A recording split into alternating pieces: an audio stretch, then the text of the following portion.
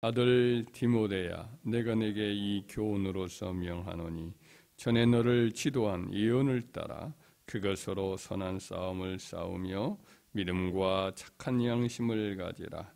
어떤 이들은 이 양심을 버렸고 그 믿음에 관하여는 파선하였느니라. 그 가운데 후메네오와 알렉산더가 있으니 내가 사탄에게 내준 것은 그들로 훈계를 받아 신성을 못 얻지 못하게 하려 함이라. 아멘. 이 디모데전서는 사도 바울이 믿음의 아들 디모데에게 써준 목회의 서신입니다. 당시 이제 사도 바울은 세 차례 전도행을 마치고 난 다음에 이제 체포되어서 로마로 이렇게 끌려가서 거기서 이제 그 1차 그 가이사의 법정에서 선고를 받고 아마 그때 이제 잠깐 풀려난 것 같습니다. 큰 맨 처음에는 아주 전폭적으로 이렇게 사도 바울을 로마에서 이렇게 기독교가 아주 핍박이 심하지 않은 때니까 그때는 풀려나서 이렇게 사도 바울이 계속해서 사역을 감당할 때 아마 서마다로 간 것이라기보다는 당시에 세워졌던 그가 1, 2, 3차 전도여행을 통해서 세웠던 교회들의 믿음을 더 굳건하게 하려고 전역을 다니면서 교회를 다시 한번 이렇게 권면한 그와 같은 때입니다. 그리고 이제 이 디모데는 그 당시에 사도 바울의 이제 그 명령을 받고 에베소 지역에서 목회를 하고 있을 때예요. 에베소 교회는 사도 바울이 3차 전도여행 때 세웠던 3년 동안 세웠던 교회로서 그가 목회했던 그 교회 가운데 가장 크게 성장했던 교회로서 소아시아 지역 여러 교회의 모교회와 같은 역할을 하였습니다. 그 당시에 모였던 교회의 성도들이 거의 수만 명에 이르는 정도로 아시아에 있는 모든 사람들이 복음을 다 듣지 않은 사람이 없더라 이런 말이 기록될 정도로 에베소 교회의 그 교회의 영향력이 컸던 거죠.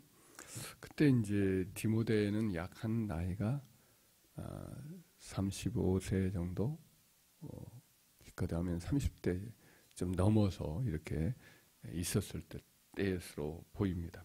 이 젊은 디모데로서는 그렇게 큰 목회를 하기가 참 버거워질 거예요. 사도 바울의 입장에서도 그의 목회를 위해서 목회 지침을 이렇게 한 번, 두 번 이렇게 써 보낸 것이죠. 그 중에 일부였던 이 이제 디모데 전서의 오늘 이 부분은 그 당시 그 큰 교회에 이 목회 하나님의 나라의 큰 방해꾼들이 그 교회에 있었다라는 것을 말해주고 있습니다. 그래서 실명이 거론되고 있는데 후메네오라는 사람이 있고 알렉산더라는 사람이 있고 디모데 후서에 보면은 이제 빌레도라는 사람이 나옵니다. 이 세 사람을 실명을 거론을 하고 있습니다. 이 세 사람은 믿음의 문제가 있었던 것 같습니다. 여기서 믿음에 관해서 그들은 파산했다, 배가 깨졌다는 뜻이죠.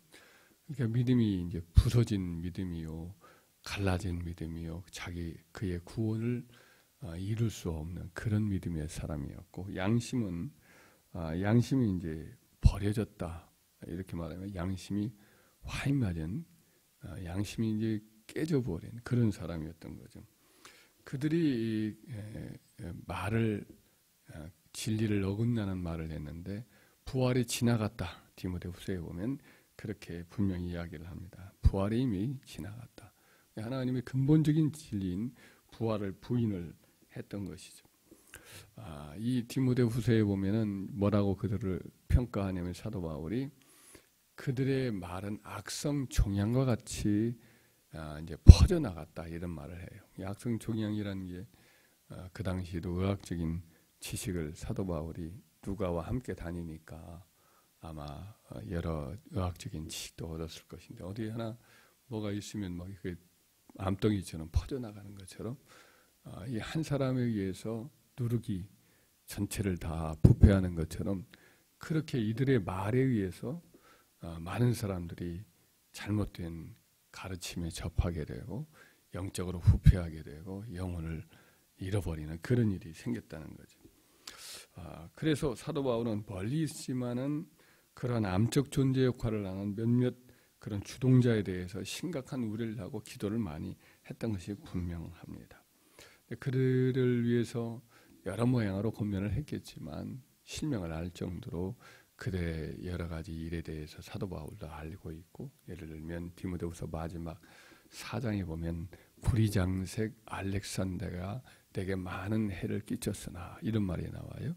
너도 저를 주의하라 이런 말을 보면 구리 같은 것을 가지고 이렇게 세공업을 하는 그 출신이었던 알렉산더 같은 경우에는 사도 바울의 어떤 그 안위라든지 그의 신앙적인 사역이라는 이 전반에 대해서 대적을 많이 했었던 그런 사람이었던 것 같습니다. 그래서 결국 사도는 그들을 잘 아는 마당에 이 사람들이 교회를 해칠 것을 걱정을 하고 결국 그들을 기도하는 가운데 사탄에게 내줬다 이런 말을 하고 있습니다. 이것이 20절 말씀인데 한번 읽어볼까요? 그 가운데 후메네와 알렉산더가 있으니 내가 사탄에게 내준 것은 그들로 훈계를 받아 신성을 모독하지 못하게 하려 합니다. 사탄에게 내줬다. 참 다 이해할 수는 없지요.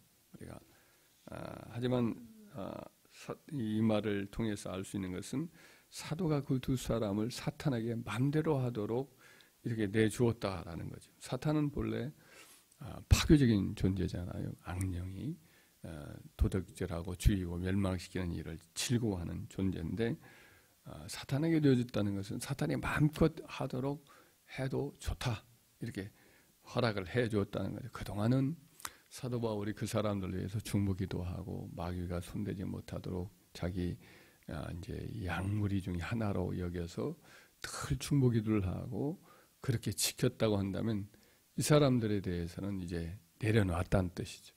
사탄이 마음껏 하도 그들에게 하더라도 상관하지 않겠다 이런 말씀인 거죠.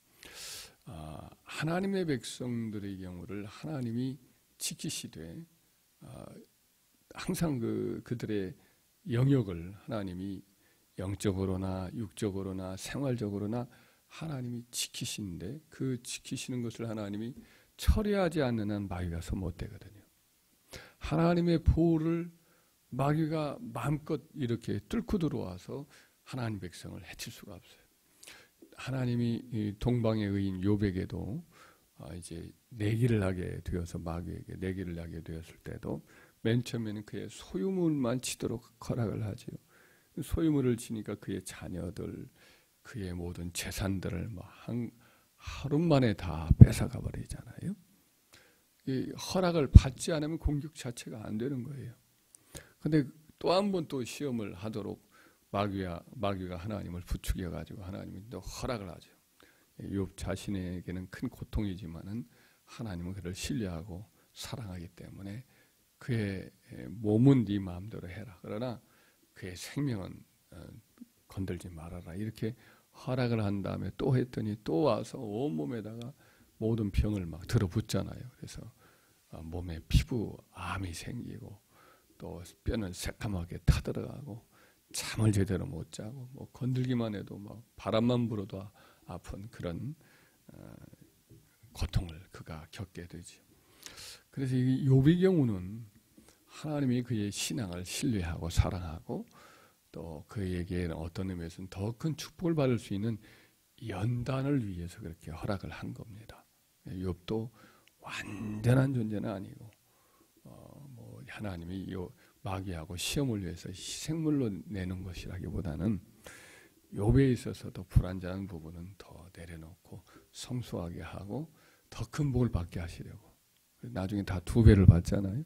자식도 하늘에 있는 10자녀뿐 아니라 땅에 있는 10자녀도 주시고 또 뭐 여러 재산들도 다 2배로 하나님이 갚아주듯이 더 큰 복을 받게 하시기 위해서 영적으로도 이제 귀로만 듣던 영적 은혜의 단계에서 눈으로 보는 단계로까지 그에게 이제 계시가 더 풍성한 계시가 그에게 주어지잖아요. 그래서 더 큰 축복을 받기 위해서 하나님이 허락된 시험이었던 것으로 그렇게 이해하실 수 있습니다.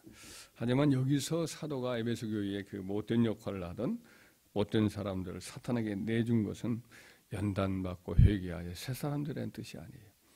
그들은 고난을 받고 훈계를 받아 더 이상 신성을 못 얻어가는 악을 범치 못하도록 그렇게 하기 위한 거죠. 그래서 아마도 여기서 사탄에게 내줬다는 것은 좀 더 어떤 의미가 있느냐. 그들로 하여금 이제 하나님의 보호에서 떨어져 나감으로 마귀로 마음껏 하게 만들므로 병에 들고 또 움직이지도 못하게 되고 교회 출석도 못하게 되고 하나님의 진노와 그와 그의 가정들에 그냥 다 물붓듯이 부어지게 되어서 사람들이 저 사람들 저주받았다. 하나님의 심판을 받았다.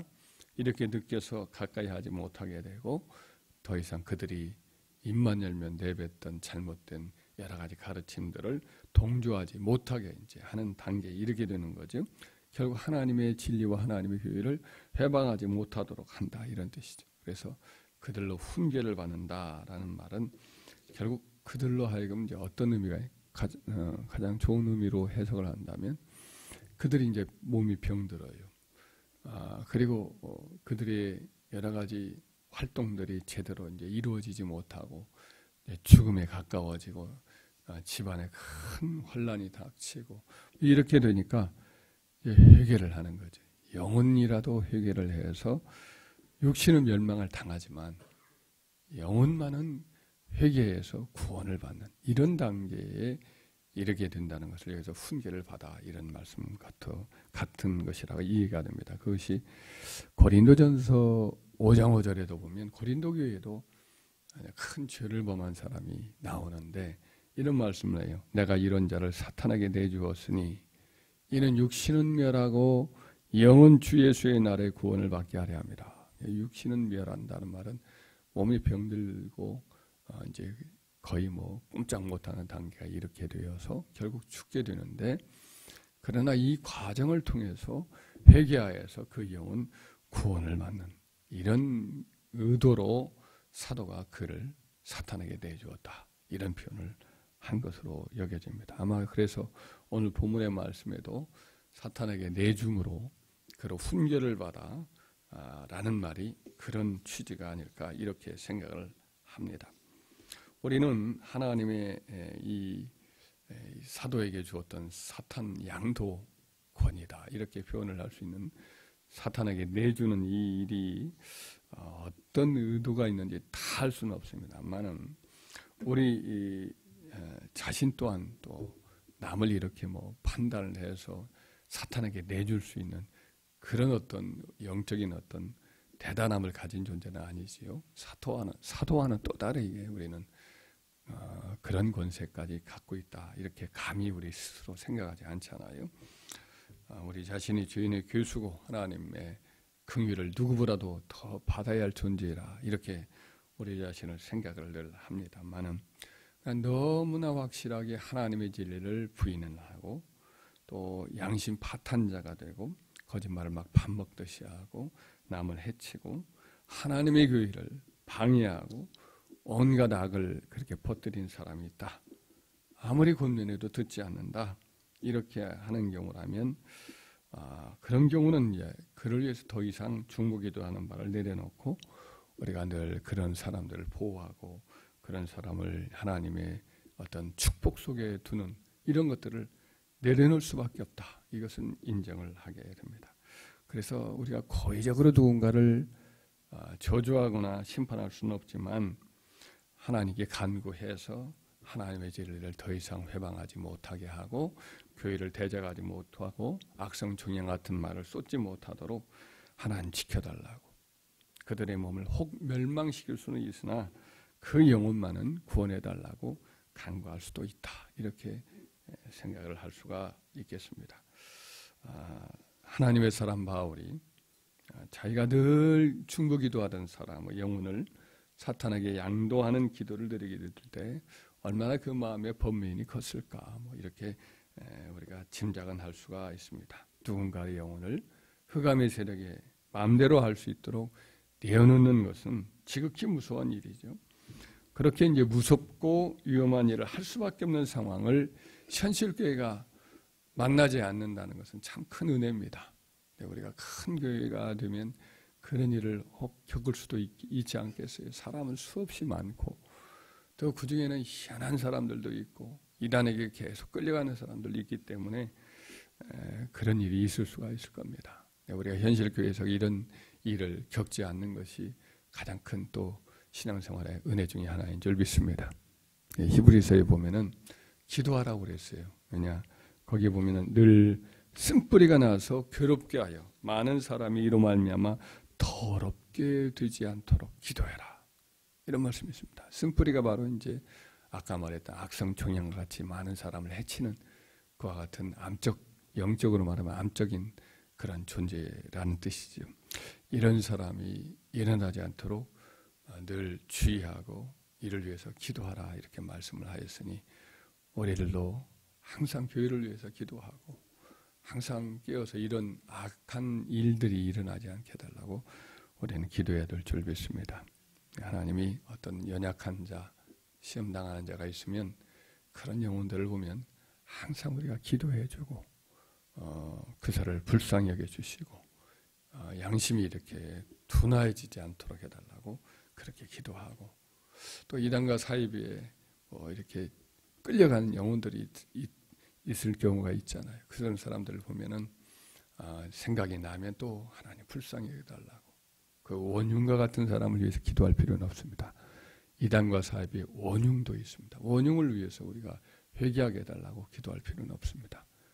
그러나 끌려간 영혼들은 불쌍히 여겨주셔서 때가 되면 그런 원흉들이 죽게 되고 하나님이 데려가게 되고 지옥으로 끌려가도록 하나님이 허락하실 때에 그런 영혼들이 돌이켜서 하나님의 진리로 돌아올 수 있게 해달라고 기도할 때 하나님께서 우리에게 주신 사명 잘 감당하고 우리도 주 앞에 가서 칭찬받게 되는 은혜가 있을 줄 믿습니다.